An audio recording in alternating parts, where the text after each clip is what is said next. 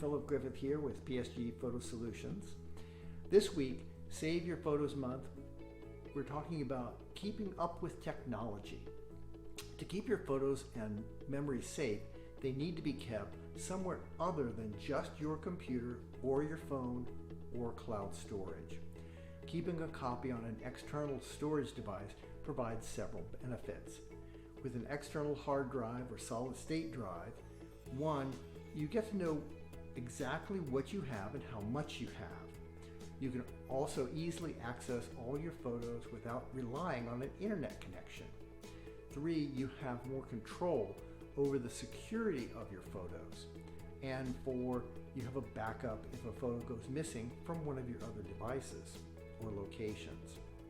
Save Your Photos Month is all about preserving your photos, videos before it's too late. Take advantage of the free classes during September by going to saveyourphotos.org.